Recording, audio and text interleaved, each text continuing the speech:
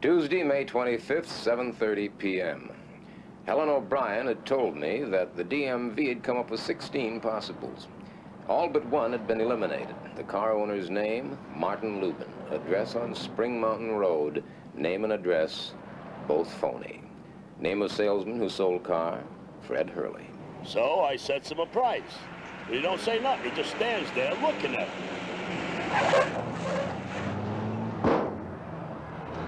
All right, now how'd you find out about this, Kolchak? Well, a fine little bird told me about it. Don't now, you stop just on my account. keep your mouth shut. Yes, sir. Okay. Well, like I said, he just stands there looking at me. Then he tells me the price is too high, $300 too high. And he keeps staring at me as if daring me to tell him the price is $1,200. Is this fella? Now stop doing our job for us, Kolchak. That's already been established. Yeah, well, you see, I told him only he had a mustache. Mustache? Yeah. Did you sell him the car? Well, I started to say no. But something inside tells me, don't mess with this guy. I mean, he's a creep. With them red eyes and that voice, he's enough to keep a guy from working nights. All my life, I've waited for a story like this. All my life. And when it finally comes, I can't get it printed. Do you know, the holes in Mary Brandon's neck were airbrushed out before they printed the photographs? Yeah. Carl, if you keep going on like this, you're going to get fired again. Let's see, how many times has it been? Twice in Washington, 3 times in New York, twice in Chicago, and once, or was it twice in Boston? I'm becoming extinct in my own lifetime. Homo nous locus, natural habitat, a pool of sour mash bourbon. You know, I really ought to light a candle to Ben Heck. Here. You ought to quit your job, you know. And you'll support me? Well, oh, come on, honey, I'm serious. That weirdo's hit 5 girls, and they were all night workers. 5? Yeah, 5. Oh. Yeah, a girl named Shelley Forbes is missing, and I'll bet my bottom dollar she's victim number 5. Hey, you know, you are in the shirt pretty good there. Carl, I've been doing some thinking. Oh, what do you know about vampires?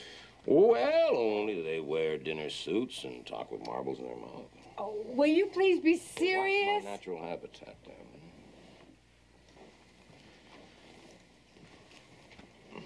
it. Open it. Oh. Everything you always want to know about vampires, but afraid to ask. No, you're going to look at it. Come on, why? Well, what if the killer's a real vampire? Oh, honey, please. I've had a very long He's done everything week. that's in this book. Whoopee. You're going to read it. Yes, all right. I'm going to read it. Ooh, Oh, now, come on. You're a big, tough reporter. You can take it. You might even get a good feature article out of it. That's it. Oh, yeah. Since the beginning of man's existence, there have been creatures of the night. Crazed monsters that track the bloody prints through the pages of fact and fiction. Of them all, the vampire seems to have accumulated the largest body of documentation. By night, the vampire is virtually indestructible, fearing only the sign of the cross. Before daybreak, he must return to his coffin, otherwise he will be destroyed by the purifying rays of the sun. It is then, while he lies dormant, he can be destroyed by hammering a wooden stake through his heart. According to the legend, the victim of the vampire will ultimately rise again as the living dead and must be destroyed in a similar manner. From any source available, the vampire must have blood.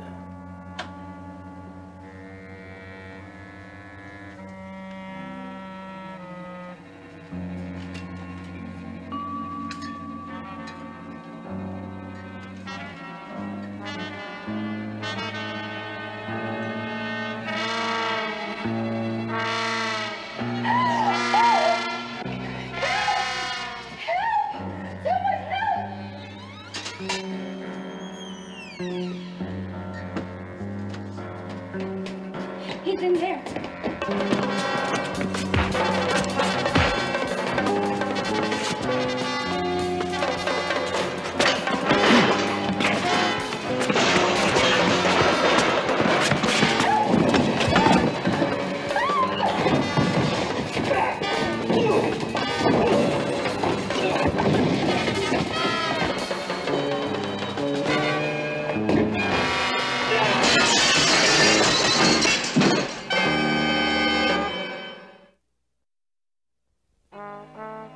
I was doing double duty as night editor when the PD squawk box went crazy about a wild brawl at the Old Town Hospital.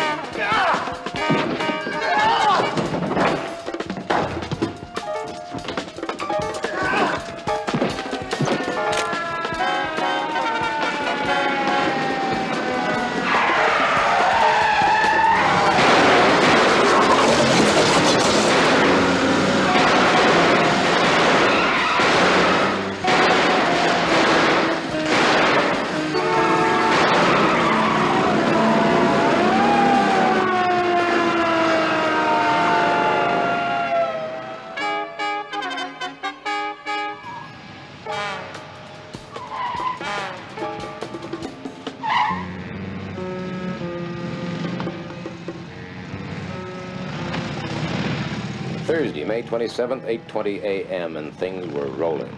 Our morning edition hit the streets, recapping all the action at the hospital. The TV people, as usual, had missed out completely, and the radio stations were literally reading our copy on the air. But now the whole lid was really blown off. The maniac had been identified. Sorry I'm late. I just got these out of the suit. Yeah. Now, here's a rundown on the Scotland Yard and the Interpol findings. Subject, Janos Skorzeny. Born in Craiesti, Romania, 1899. Now, wait just a minute. You trying to tell me this guy's over 70 years old? Come on, Bernie, your boys have come up with a wrong man. Like hell we have. These facts have been triple-checked and confirmed. Now, look, I've been up all night, and I'm pretty tired. Now, do you want it or don't you? All right, Bernie, just take it easy. Let's hear it. All right. Skorzeny's father died in 1923.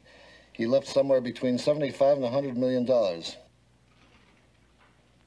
At this time, he began to travel, and he became known throughout Eastern Europe as a big lover of nightlife. Now, we don't have a lot more on him before World War II. However, Scotland Yard reports that he showed up in England just in time for the German Blitz. I'm sure Mr. Kolchak will find the following facts of interest. Such formality from a man who always guzzles my beer. While in England, he passed himself off as Dr. Paul Belasco, specialist in hematology research. His work involved freshly killed air raid victims from various London emergency rooms.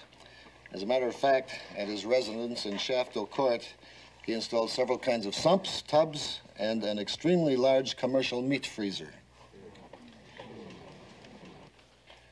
In 1948, he turned up in Canada still as Dr. Belasco, and further checking made his presence known in almost every place along the U.S.-Canadian border where rioting and violence and a number of dead bodies were found. We believe he left Canada for Vegas April 19th under the name of Detective Constable Alan Hensley. Now, because of his British citizenship, he is an international fugitive. So my people are very interested in him. This is no longer just a local matter. Now, gentlemen, the one constant that has shown up in all of our reports is that Skorzeny's travels have always been accompanied by a number of unexplained killings, many of which have one thing in common: a massive loss of blood. So, if Skorzeny is not the vampire of Mr. Kolchak's theories, he is certainly the suspect of multiple homicides extending back some 30 years. Mr. Jenks, you seem to be running this show. Could I have a minute to say something? Mr. Kolchak, you have the floor. Kolchak, now you keep it short. I was at the hospital yesterday, and a lot of things were happening that you just simply cannot explain away. Sheriff, your own men shot at him, some at point-blank range. How come it didn't even slow him down? How come a man over 70 years old can outrun a police car? How come the same man, when slugged in the head, doesn't even bleed? Now, I saw those gashes in his head, and whatever was trickling down from those wounds, it was clear. It was now, not this guy's blood. got a motor mouth. Can't we shut him up? No, let him hang himself. Then we'll finally be rid of him. So far, he has killed 4, probably 5 women. Now, the coroner said that those bite marks on the throat were made by human teeth. He practically confirmed the fact that he actually drank their blood. Now, wait, whatever the Skorzeny may be, He seemed to be functioning as if he were a vampire. Now, you can go on operating as if he were an ordinary man. That's up to you. But I know that the only way you're going to get him is if you proceed under the assumption that he's a real live vampire. Now, the research that I've been able to find... Wait a minute, Kolchak, have you lost your mind? Can you imagine the total blind panic this town would be in if the public were told we were actually looking for a vampire? Not to mention the irreparable damage it would do to the image of law enforcement in Vegas. Ah, that's what it's all about, isn't it? That's it. Boy, I really can't believe that you guys are so afraid of appearing stupid that you'll ignore the only possible way of nailing him. You listen, Kolchak, and you listen good. We'll handle this by ourselves, and without undue public observation. No undue public observation. You've blown it already. Look here. Look what's appeared in my paper today. People are going to be calling for a grand jury investigation. You can't stop the rumors from all over. Sit down.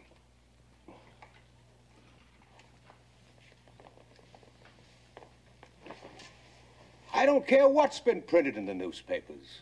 This man is still classified as an ordinary maniac, and he'll be settled by standard police procedures. Oh, boy. And you better start cooperating with that fact, Kolchak, or you want to get your pushy-tushy kicked right out of town. You dig? Yes, sir, I dig. But just remember, the next time you blow it, who's got the answers, sir? All right, Ed. Let's get on with it. What have you got? Well, 2 departments combined have 650 men on full-time duty. All leaves are canceled, and everyone's working a 16-hour day. Our chopper is going from dusk to dawn. We've got unmarked cars patrolling the casino center and the strip. All roads are blocked, and we're receiving complete cooperation from the highway patrol and the Jeep posse. You got it? Got it. Repeat. What did I say? Show every real estate agent in town a picture of this guy's puss and ask them if they sold a house to anybody that looks like him. Good boy, you got it. Now get going. Now, wait a minute. When did I lose this last dollar? Mickey, has the idea of winning ever occurred to you? Really?